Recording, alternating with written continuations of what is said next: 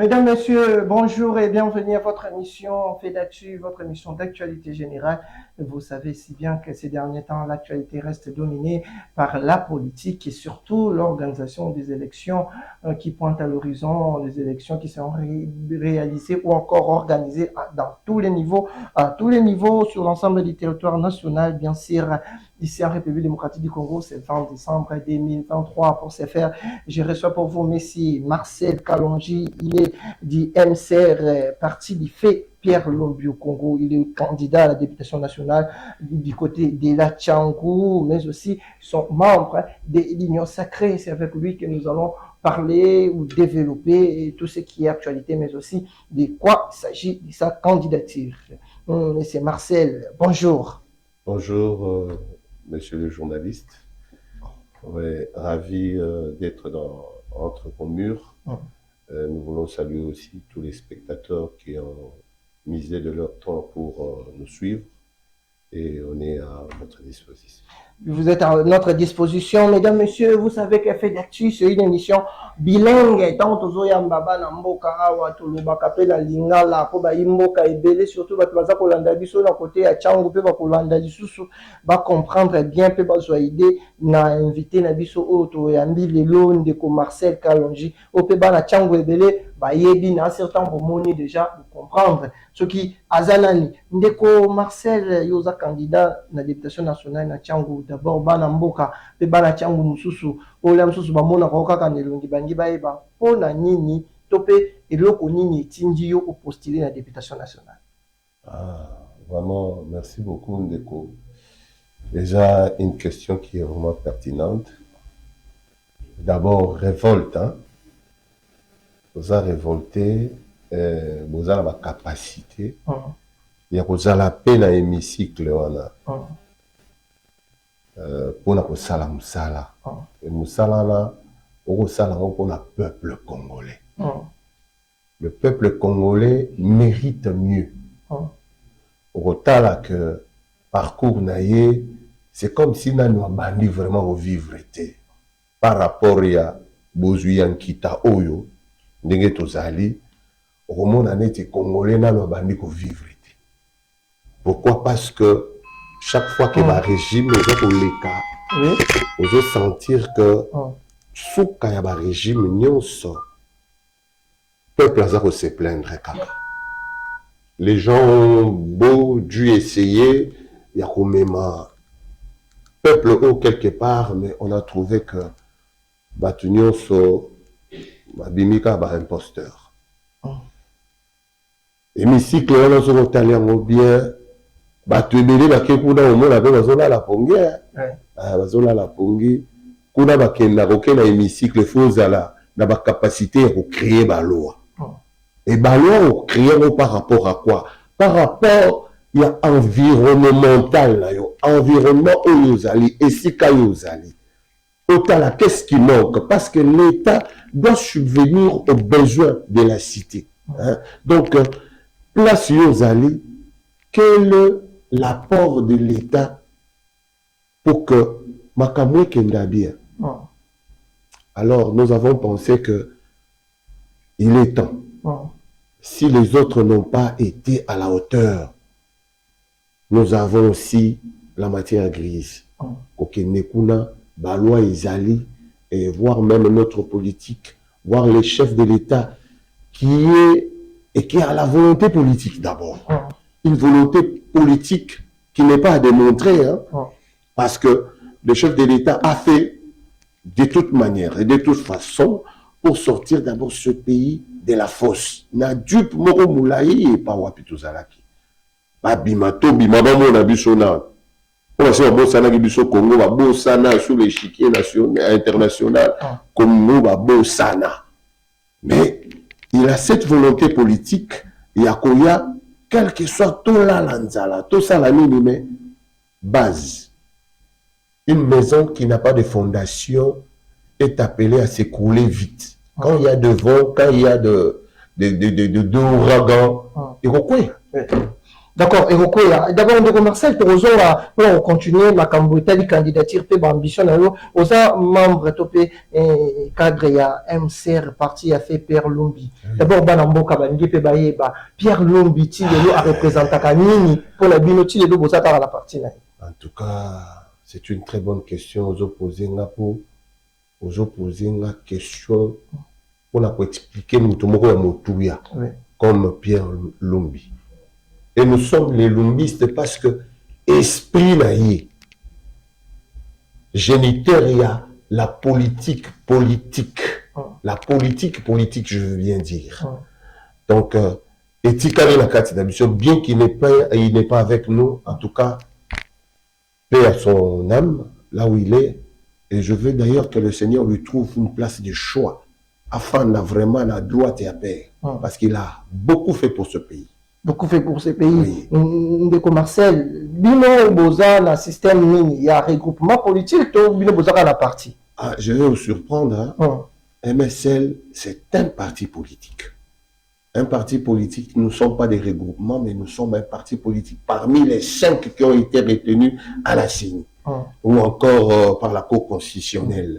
Nous sommes parmi les 5 partis. Nous sommes un très grand parti qui a fait marche à un moment là ensemble, mais au moins, ambition politique, enjeu politique. Enjeu politique, ce qui a fait que et nous, en suivant l'esprit du chef de l'État, on a zappé basé politique, basé sur le développement. Et comme Pierre Lumbi qui il a fait ses études en France à Lyon,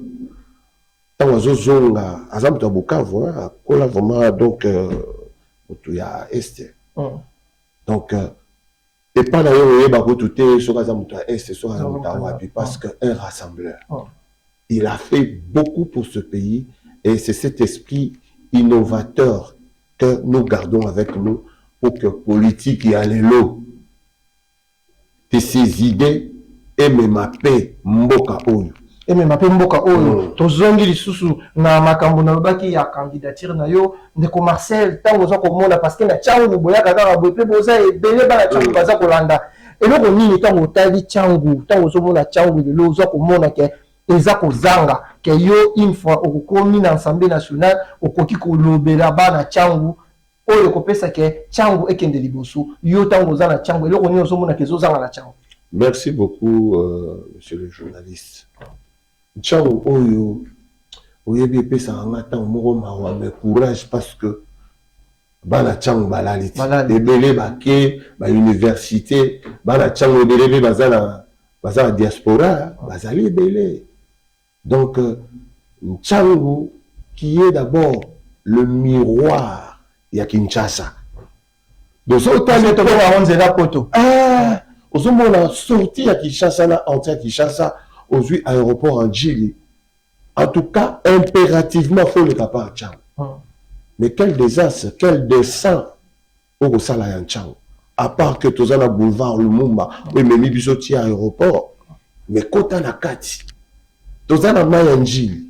Maï la Bissomo rivière en Djili. Ou Wana Otoro Ben en Djili. Ça y a Tchang. Et quand il y a Tchang, il y a Moukalipe. Au lobby coutou, au talibi, ok, mayantiel. Au poussani, tous appels mais la fleuve. Ah, ok, il peut maïndombe, keba, maïndombe pe, et zaganachan. Mais aujourd'hui, batouana ba ozanga maya omela. Batouana, environnement la bango, ils a pollué. Mais qu'est-ce qu'il faut faire? La politique qui a ville, province de Kinshasa. Qu'est-ce qu'on ne peut pas faire que d'abord, on est un miroir, il y a Kinshasa. Et puis la vie sociale. Maï n'a pas pompé courant. Oh, courant est au monde. Et qu'il n'a pas de congé. Au fond, vraiment, au tali que non, biloko. Moi, on s'en bat à moi, et Tatia Thompson, quand on a un congélateur réservé. Ma congélateur est comme un bijou. Biloko, on soit là, tous les électroménagers. Et comment vraiment un bijou, to bomba. Pour la forme, nous tous à côté d'un endroit où on est parlé, on est bien, mais la suite courait zaté. Alors, biso tous un slogan, biso autolobie, moi la tchango honorable Kalonji Bakwetu Marcel aye avec un slogan pour le relobake tout tchango courant et pourquoi? Parce que Christ en venant sur la terre, la Bible les l'agent 1, il était la lumière du monde. C'est-à-dire là où il y avait les ténèbres, les ténèbres ne régneront pas toujours dans le tchango. Donc il faut tomber ma lumière. Et la lumière, elle est apportée par une personne. Et moi, je me porte garant les lots pour couper sa lumière dans le tchango. Non seulement sur le plan physique, il y a un sala auto-représenté, parce que nous disons, nous avons des contrats sociaux avec le peuple Tchango.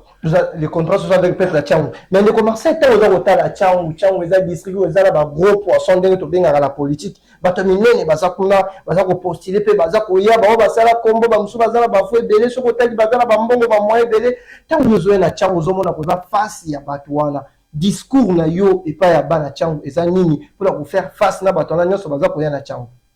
C'est omoni ngai non c'est pas aux années tu vois parce qu'il y a des grands journalistes mais au taper au peut s'interview ils ont rolobat parce que nous tous les vents bango bangate ou bangani mbongo ndumso koza na mbongo moyebi façon ko lobaté certains ils se sont frappés tapés une santé financière.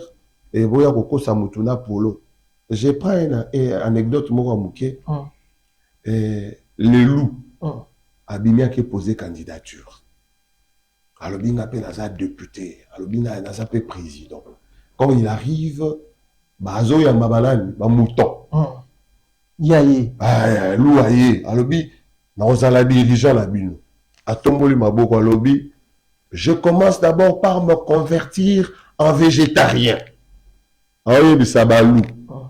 Papa. Loup vraiment, on l'a dit, donc, ils ont déjà eu beaucoup d'argent. Pour la bango, ils ont mongo.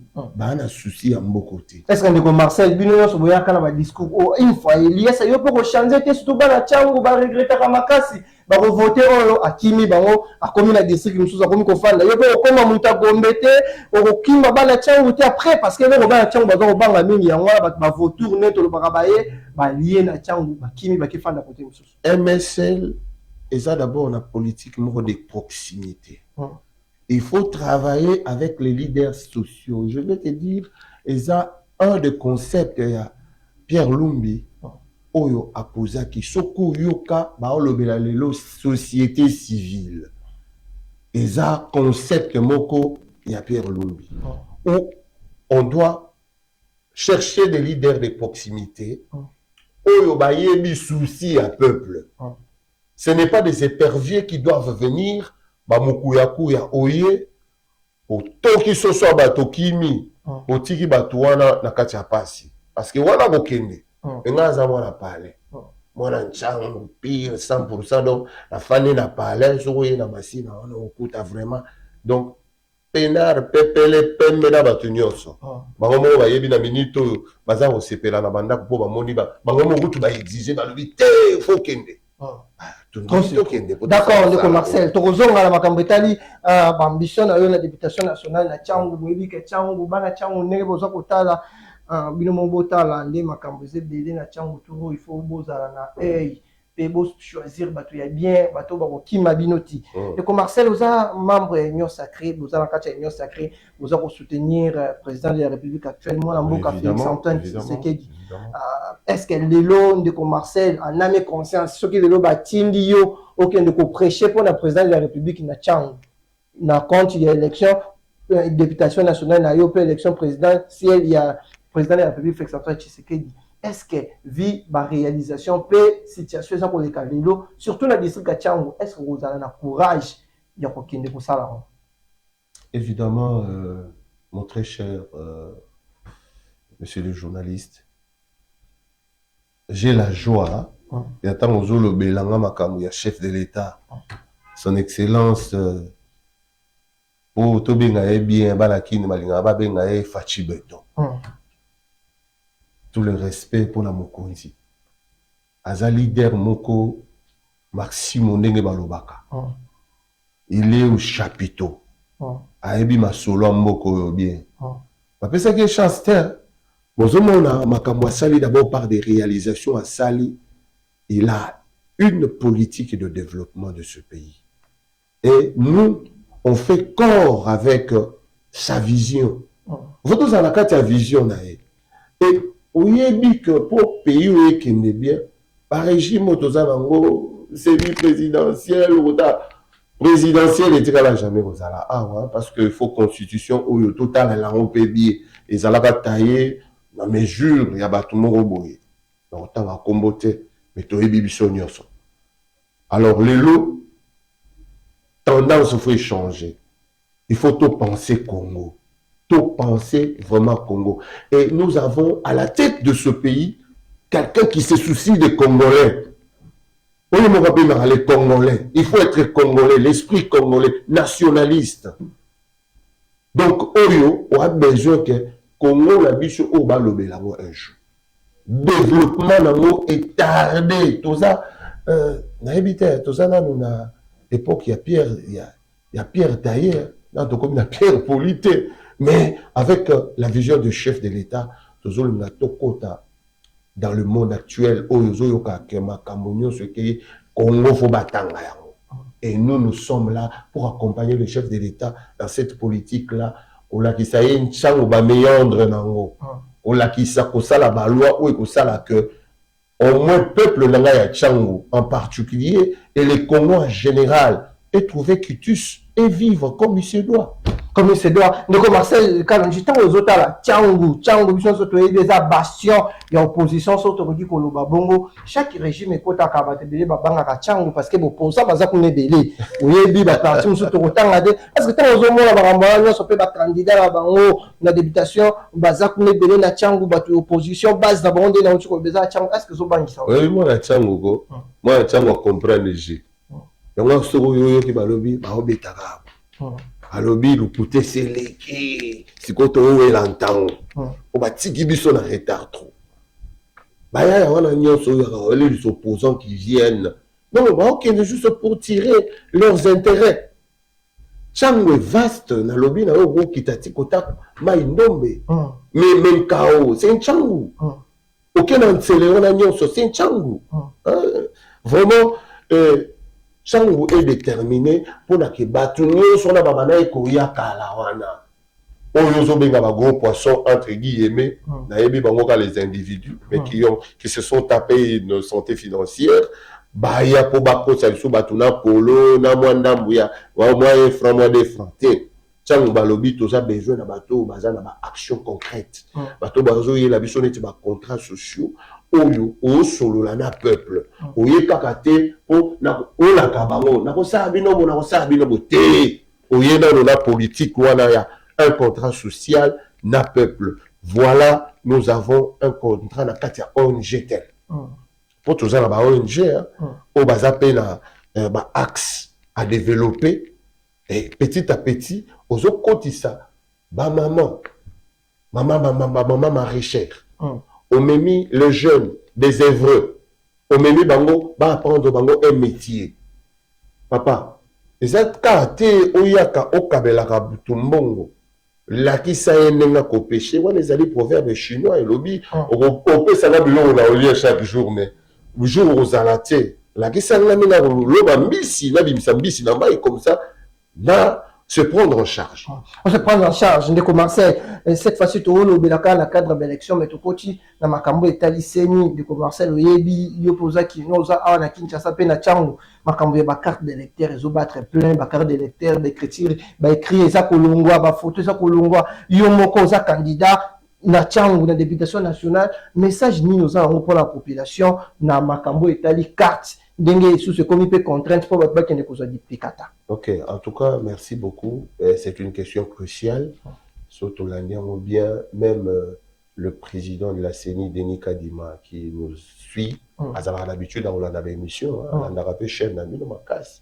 On a des émissions politiques au Boussalaka. Donc, moi, je me dis, c'est un problème qui s'est posé. Et que les mesures ont été prises. Il y a des centres qui sont ouverts on a kokenda kozwa duplicata. Donc le peuple doit s'atteler. To pesa ki ba desiderata wana de sorte que la CENI prenne vraiment en charge makambo na kene la lombango na lombango o moto na moto carte na ye ezala wana po ba ko voter ndenge longo bani. To lengi voix ya moto ekimati. Moto nyonso faut voter parce que il y a une volonté politique parmi le peuple balobi tout to voter ba to malonga ba ya ko sa biso bisouti.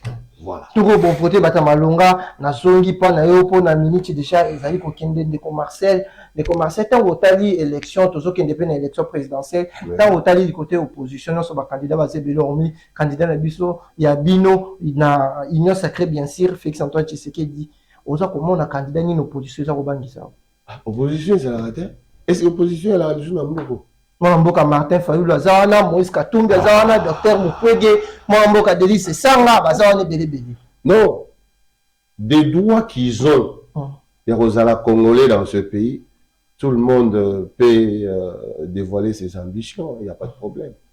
Mais moi je vous dis, l'opposition n'existe plus.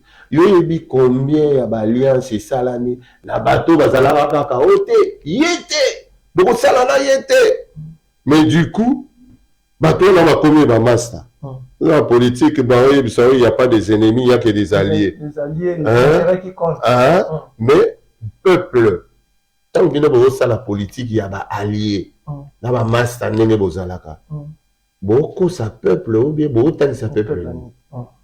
Peuple a d'autres la bino. Yo kanisi ça du petit lelo, on n'y m'a. T'es à ça comprendre la coloration, il y a chaque moutou. Oui bien. Toyoka et moi maquiller les mots quoi. Non. Mais il y a des gens qui se sont soulevés. La Cour constitutionnelle.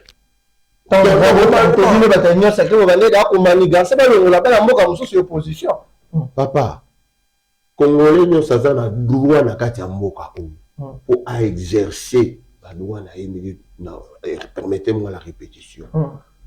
Tout Congolais a le droit de vivre et d'être aussi Congolais. Après sa point de vue, à rêver. Mais papa, moi je vais vous dire que les chefs de l'État, il y a gouvernance, il a dit, chaque institution faut jouer rôle. La justice doit jouer son rôle. Et lui, il ne s'implique pas. Il n'est pas dedans, il n'est pas dans ces choses-là. Alors, si la Cour, d'abord la CENI, accepte toutes les candidatures et envoie pour vérification à la Cour constitutionnelle, et la Cour constitutionnelle retient toutes les candidatures, le chef de l'État, qu'est-ce qu'il a à faire? Il n'a rien à faire là-dedans. Rien à faire là-dedans, de commencer. Il a donné la chance à tout le monde. D'accord, de commencer, tu as la minute. Et même pour la bien, la soina. Au moni, au spéculer au moko lobby balinga balongo la biso. Ah, au lobby que c'est ni d'abord ya kadimé la guerre bien té. Eza ya ba bananyo, o baluba, tribalisme. Donc c'est ni wana élection. Lobby té, balekisi awa me kota constitution ba ya constitutionnel ba ya. Okuna eza soki kamulete. Ah muluba, de même obédience. Ah papa, toko makuna constitutionnel paix à l'église bino. Lelo c'est que beaucoup vis-à-vis nanani, un peuple. Donc on vous donne la chance d'être devant le peuple et que le peuple, au suffrage universel, puisse vous donner les quitus et le droit de diriger ce pays. Et ce peuple-là n'est pas dupe. Au Méli Champagne, très bien. Bomba Pendambo, parce que tant au même Séni et au proclamé, même Cour constitutionnelle est proclamé, à coller les à la terre. Parce qu'avec Fachi, tu as dit déjà que non. Ah, 100% ça. D'accord, 100% ça, de Marcel, tu sais qu'il y a une minute, minute, de Marcel, les bino, candidat à la députation nationale, ceux qui nous ont ambassadi, bobimi, bokende dans l'Assemblée nationale. Tant que on a image de l'Assemblée nationale de l'élo, n'engazali, yomo kosa kolobani. Mais, oebi, politique pour ça, là, on bien. Faut ça, les idées qui sont tous à botos, à même esprit. Opposition, et il y a qu'à justement pour la corriger là où on n'arrive pas. Mais opposition à haine. Pourquoi? Parce que le pays nous appartient tous. Aucune opposition, tu dois aider celui qui est au pouvoir. Celui qui est au pouvoir doit écouter l'opposant pour que tout ça là, quelque chose de cohérent, tout bimisa pays et vivre pour le mieux. Mais au Tali, ce qu'il faut faire, nous autres la question là, autant nous autres la hémicycle avec la politique actuelle menée par l'honorable président Mbosso Kwanga. Naïbi que c'est un homme d'abord à féliciter parce qu'il dit certaines choses haut dans les tiroirs. Et tendance pour le pouvoir est que non, tu gagnes majorité. Parce que si tu gagnes majorité, les chefs sont capés si tôt pour les Cambou, ils ont concerné le développement de ce pays. Tout le monde va mettre la main à la pâte. Et ceux qui obéissent ici, pour bien le baote, l'on pas à ta opposition. On oppose à ta majorité parce que tu n'as pas bien travaillé. Chef de l'État, Marcel Kalon, je bats honorable, Yakawa. Et ça, a briefing et politique en Tchang, il faut un argument. Il faut un solo là, il faut un solista, il y a un président Tchang, problème, les autres, donc, environnement, ils ont pollué, il faut service de drainage, ils ont la permanent, il faut sécurité, tout le monde là.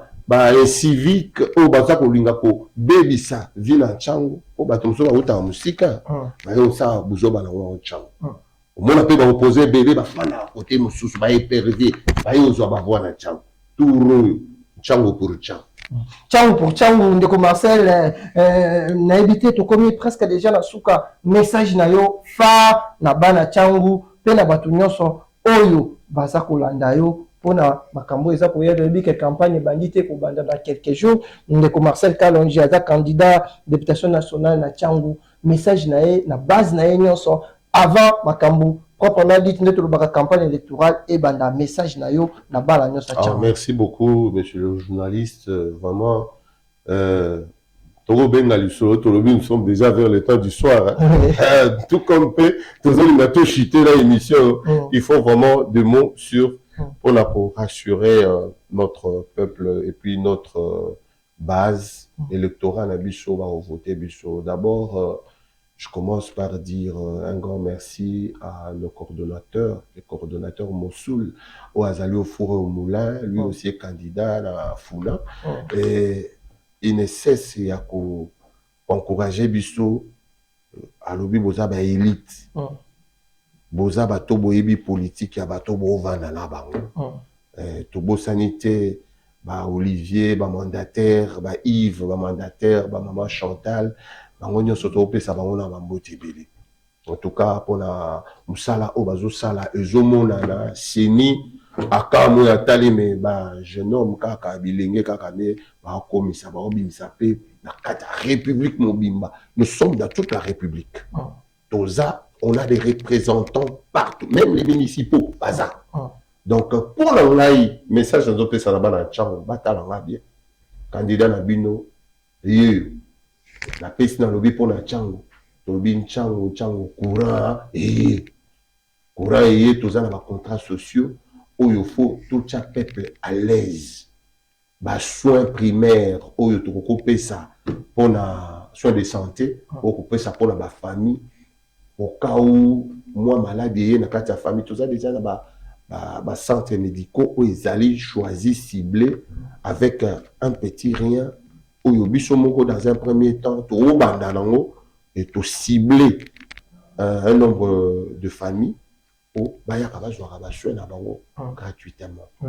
Au cas où il y a urgence, il y a un problème et ba transfert éco ça les va pour des grands hôpitaux après tous aller dans la politique il y a au pesa ba maman moyen ba capitaux pour na ba koka ko subvenir na ba besoin la famille moni maman azali acteur moko ou actrice moko makasi na kati ya foyer ozana ba mbongo pesa mama aote kata manga mama balulaka makambo to kanisi vraiment mingi mingi pour la maman na biso baya kozwa mwa kota ya baju mwa kota ya bamapa bazoteka bakogerere bango mwa intérêt na bango à la fin du mois bafuti bango oza na problème na l'état il y a des avocats conseils même des avocats pour la défense bakei ba défendre yo babimiso moni ebele okokuta ke ba famille papa kufi mama kufi lupango etikali pa bana ba famille ba sauter donc dans des cas pareils il faut intervenir vraiment directement pour qu'il y ait la justice et bah avocat bazali ou bah autant la dossier on a bien et bah défendre partie sans problème. Donc tout ça pour venir mais nous avons le projet, nous avons le projet de société Oyo et ça vraiment makasi et des lois qui doivent être votées dans le Parlement. En tout cas, nous sommes prêts pour ça. Bah voter nous soutien, bah voter candidat dans que je suis Kalonjiba Kwetu Marcel. D'accord. Nakotala na numéro. Vous avez vos accords de troper sango au moment venu. Ça va, Ndeko Marcel a dit qu'il y a trop banda koyamba awa régulièrement la plateau na biso même semaine prochaine to kozala awa puis la campagne nyonso to kozala pour na cadre ya émission Ndeko Marcel za candidat mutema ya bana changu nyoka kauchi koloba. Un grand merci mes équipe na biso technique Ndeko Diego derrière ba caméra pourquoi pas Ndeko Samson via du côté de la régie. Bisona bino to kotali déjà micro les ali pour ya. Au revoir.